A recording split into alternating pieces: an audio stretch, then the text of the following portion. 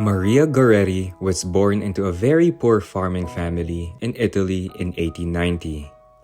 She was the third of 6 children and the eldest daughter of Luigi and Assunta Goretti. The world into which Saint Maria Goretti was born into at the end of the 19th century was marked by great technological advancement, culture, and economic well-being, all of which were unknown to this little great saint. Grinding poverty had forced the Gorettis to leave their farm in eastern Italy and move to the Roman countryside 200 miles away. Rather than a fresh start the family had hoped for, the relocation brought still more misery.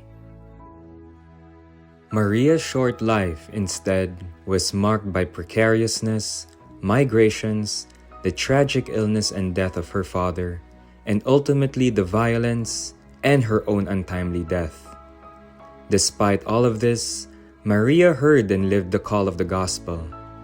Through her family, her tremendous faith and daily life, God molded and shaped her into the person and the saint He wanted her to be.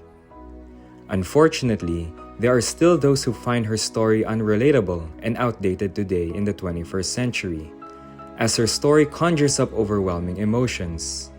However, today, this 11-year-old saint is regarded among the most powerful saints in our contemporary era, and for good reason. As I bring into life this tale of forgiveness, come with me as I journey to Italy, specifically to Corinaldo and Nettuno, as I retrace and walk in the footsteps of this powerful and much-needed saint for our time, Saint Maria Goretti, the Saint of Mercy.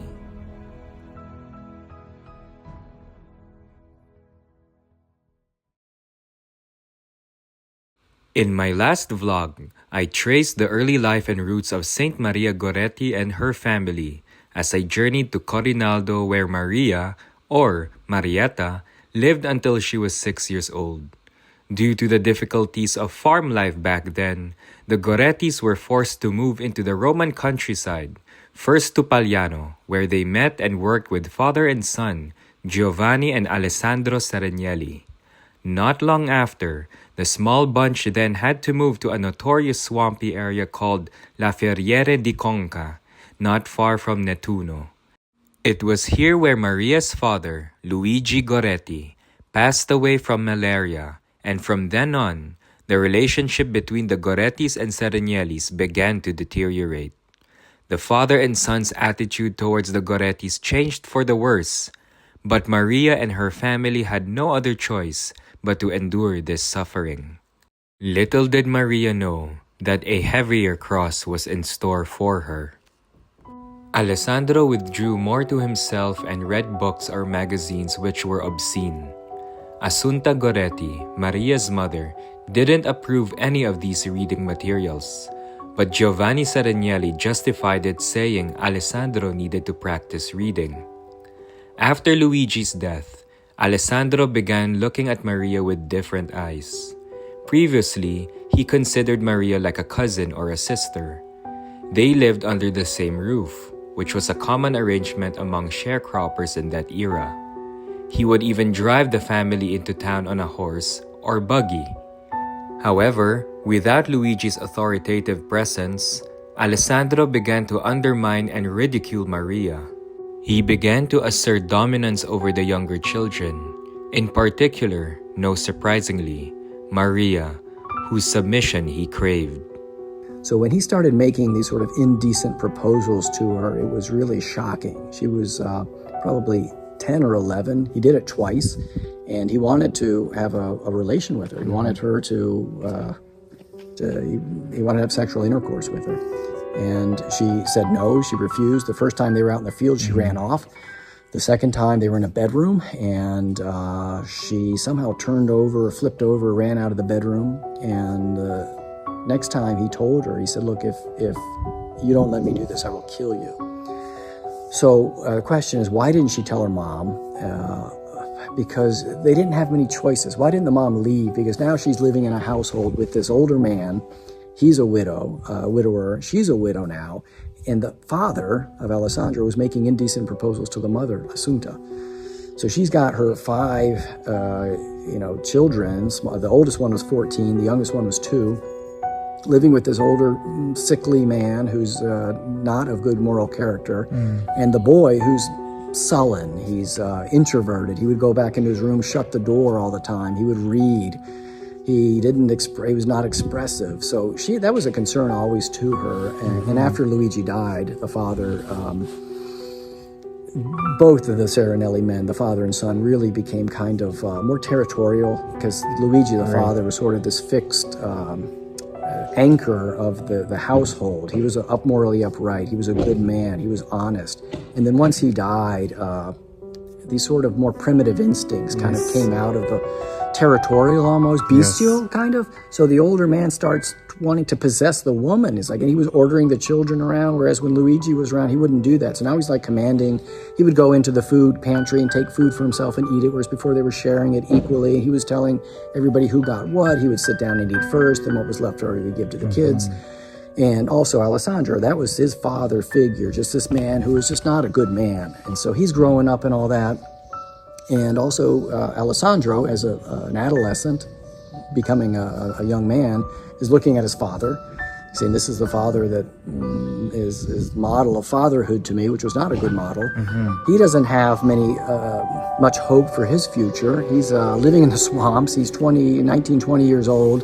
He's poor, girls aren't looking at him when he's going into the marketplace. They're looking at him as a swamp guy, a swamp farmhand. Alessandro continued to make shameful advances towards Maria, and as she avoided him or made stern reactions against his jokes, the more Alessandro liked it.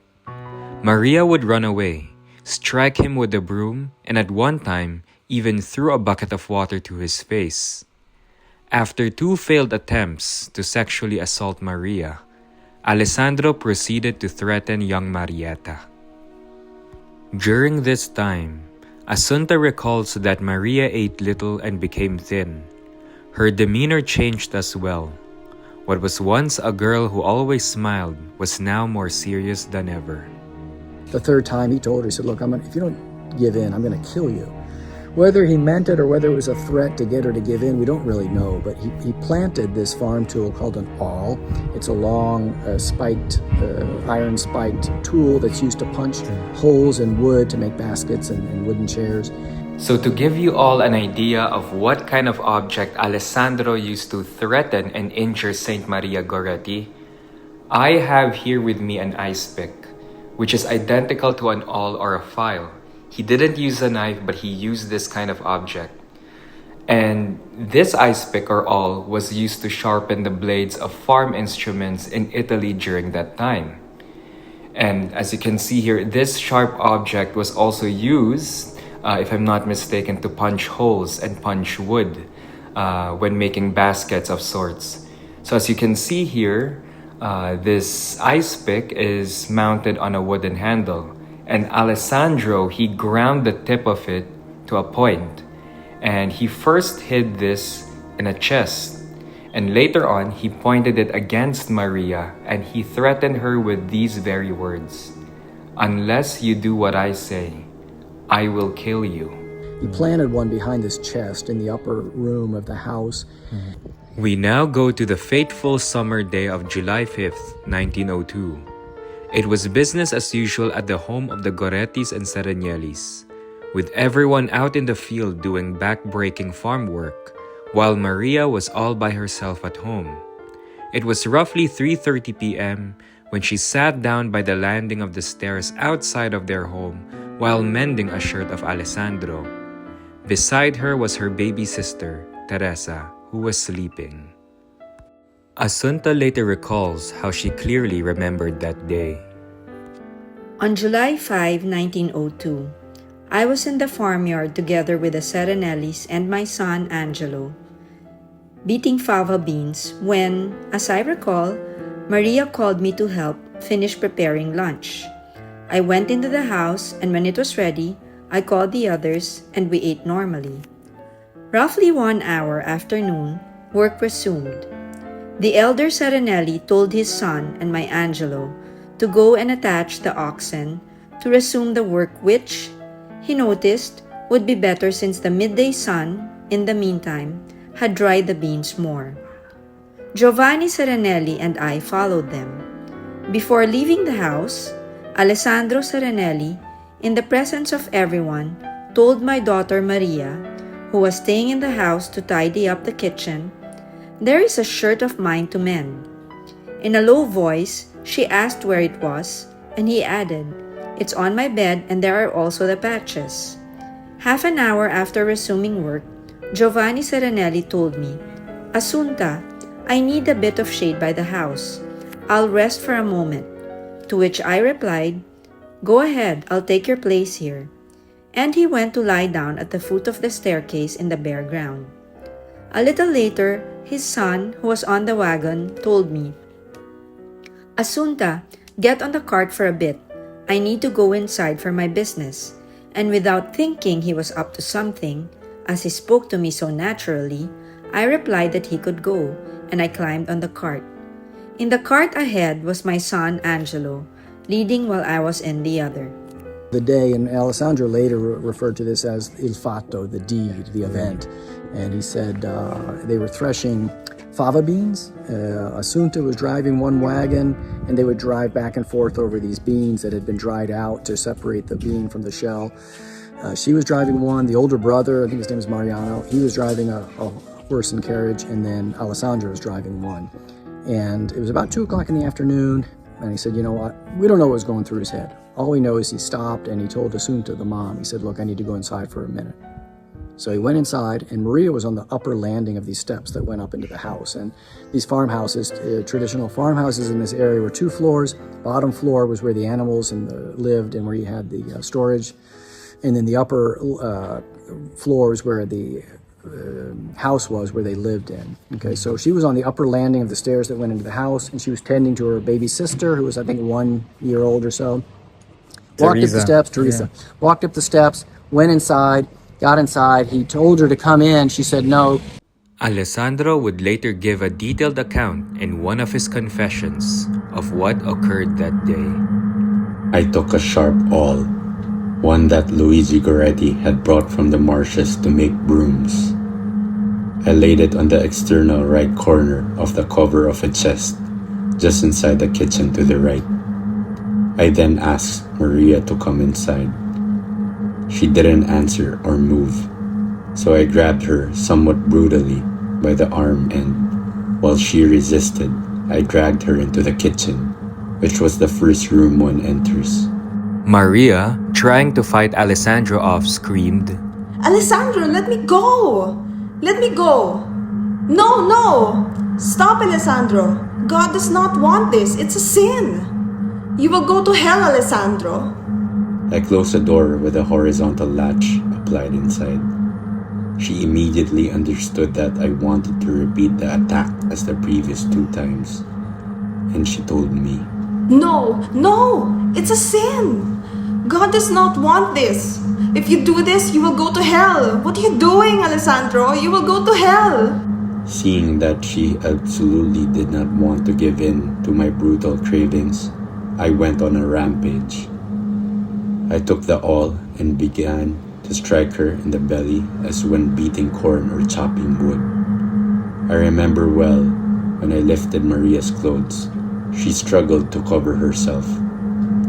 While I struck her, not only was she squirming to defend herself, she was repeatedly invoking her mother's name and shouting, "God! God! I am dying! Mama! Mama!" I remember seeing blood on her clothes and leaving her while she was still struggling. I knew well that I had mortally wounded her.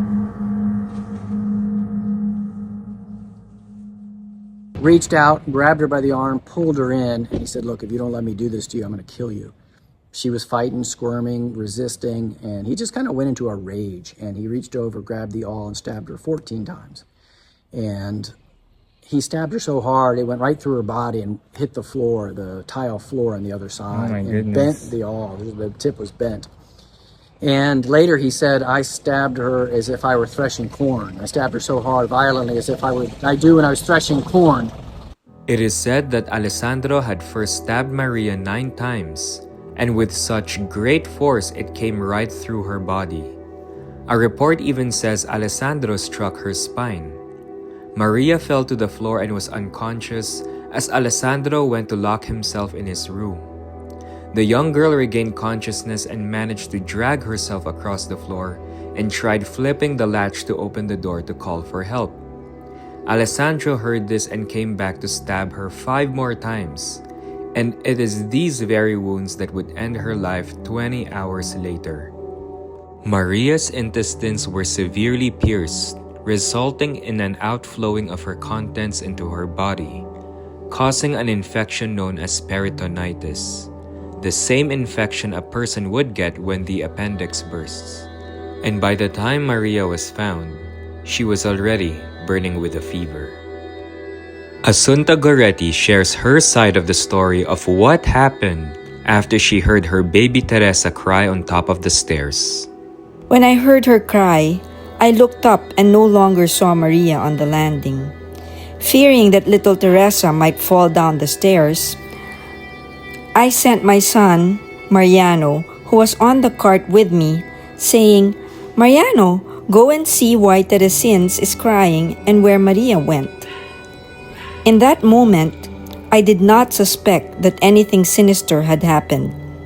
While Mariano was going up the stairs, I saw that the elder Serenelli had gotten up from where he was resting and was hurrying up the stairs. Mariano, seeing him go up the stairs, slowed his pace, certain that there was someone else tending to little Teresa. Once Giovanni was upstairs, I saw him open the door and immediately turn around and call me, Assunta, come up here. Then he called Mario Cimarelli, who was beating beans in his yard, saying, Mario, come up too. When I heard him also call Mario Cimarelli, I was frightened and said, Blessed Mary, what has happened up in my house? And then he went to his room, put the latch on the door, and just sat there waiting for the police to come. And then a pandemonium, kind of all hell broke loose, as they say. They had neighbors next door. She kind of made her way to the door, opened it up, and called out to another Teresa. She said, Teresa Cimarelli was her name, come up here. She ran up the steps. Then she started screaming. Then the mother was not far away. She saw the scream. She said, what is going on in my house?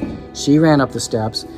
She said she suspected immediately that Alessandro tried to rape her. I followed Maria, who was being carried into the bedroom. I immediately suspected my baby had been raped by Alessandro, who was not there. I lifted up her clothes to check if such a thing had taken place. Instead, I saw that she had been butchered in the abdomen and her insides were coming out. I screamed and Mario Cimarelli and the others took me out to the landing on the top of the stairs, where I fainted.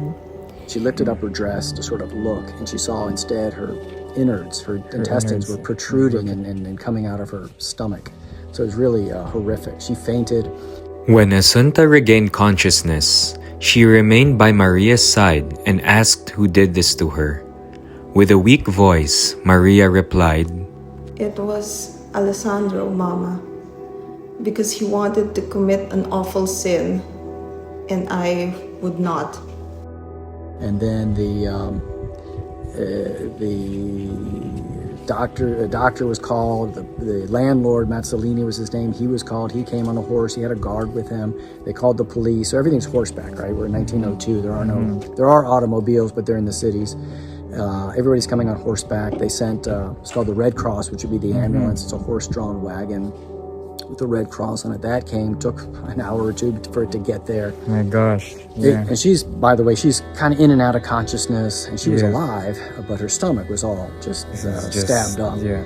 It was in the stomach. It didn't hit her heart. It hit all of her intestines and some of the other organs, but not the heart. Yeah. So then they brought her to the hospital in Nettuno, which is another 30-minute wagon ride away. And then the police came and they took Alessandro. And they had 2 horses, and they chained him. I guess somehow they chained him between the middle, and he had to walk back to the city of Nettuno where the police were. So he got taken off. By the time Maria was taken to the hospital in Nettuno, the fever, combined with the loss of blood she had sustained, put her in a state of dehydration. Maria was so thirsty that she kept begging the doctors to give her water. But as the doctors were trying to save her, they wouldn't give her any, because whatever she would swallow would come out of her perforated intestines and would induce peritonitis. The ambulance comes, they take Maria to the hospital in Nettuno. It's a seaside city, and they tried to operate on her, but they couldn't use anesthesia because her wounds were so bad and she was so young. They were afraid that she would die from the anesthesia and being put under. So they operated on her with no anesthesia. They opened her up, looked inside. Her insides were a mess. They kind of put her back together and said, there's nothing we can do. Yeah. So they called the priest came, she made her confession. And all the while she kept saying, Alessandro, why are you doing this? Why did you do this? She kept saying, you're going to go to hell. She was so concerned for his soul and the state of his soul, and so confused that this young man who had been like an older cousin would do something like this. And she was so pure and innocent. And so she kept saying over and over, why did you do this? So while she's suffering, she's not concerned about what's happening to her, because I think she kind of knew she was dying, especially after the doctor said there's nothing they could do.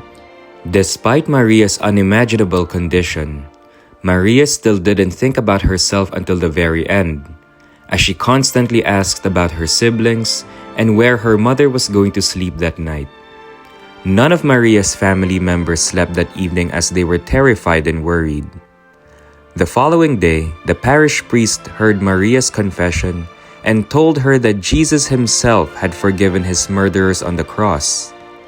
He then posed the question if Maria had also forgiven Alessandro, to which Maria responded, Yes, I too, for the love of Jesus, forgive Alessandro.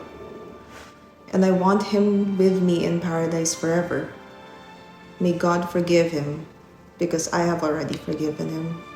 Maria received Holy Communion and Viaticum. At 3:45 p.m. on July 6, 1902, Maria passed into eternal life, 20 hours or so after the attack. The cause of death was determined to be internal bleeding and septic peritonitis, or blood poisoning. Maria Goretti was only 11 years old. She made her confession. She told the priest that she forgave him. He actually asked her, he said, you forgive him? She said, yes, of course I forgive him. And she was worried about the state of his soul. She died about 24 hours after the attack. And then word spread. All the townspeople started saying, oh, this little girl was horrifically butchered by this swamp beast, this swamp monster. But yet she forgave him. She was so holy. So immediately they started saying a saint, a martyr has just died. She tried to protect her innocence, and she gave her life because of it. So that was the narrative, like in the hours after her death. Being operated on without anesthesia and all that. So even till the end, there was so much pain in her life and suffering. But her final words were, I want Alessandro to be with me in heaven, to be with me in paradise. So I forgive him. I forgive him. Even if he did this to me, I forgive him. So for me, the life story of Maria Goretti is something that happened in the 1900s or turn of the century, but it's still something happening today, when there is so much pain and suffering inflicted by people on other people. And yet, there is forgiveness, there is hope. For me, that's Maria Goretti. Maria Goretti for me is a reminder to us that we need not be broken by our tragic past or tragic traumatic experiences. We can find our way to forgiveness that leads to hope. And indeed, that was the message of Maria Goretti before, that there is hope if there is forgiveness. There was hope because when she forgave, for me, in summary, the life of Maria Goretti is one of, pain, suffering, poverty, and all that. But there was also so much love for Jesus. There was also so much joy in the family. There was so much hope in the midst of poverty and suffering. And yes, because of her deep prayer life, even if she was very young, Imagine, you're 11 or 12, and yet your prayer life is so deep that you are able to forgive somebody who kills you.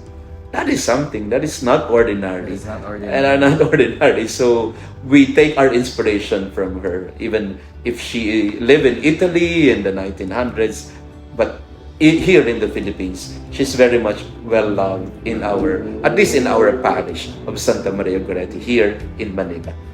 For the next segment, come and join me as I continue my journey to Corinaldo and Nettuno in Italy, as well as Canada and the Philippines, as I delve into the subsequent and powerful events following Maria Goretti's martyrdom.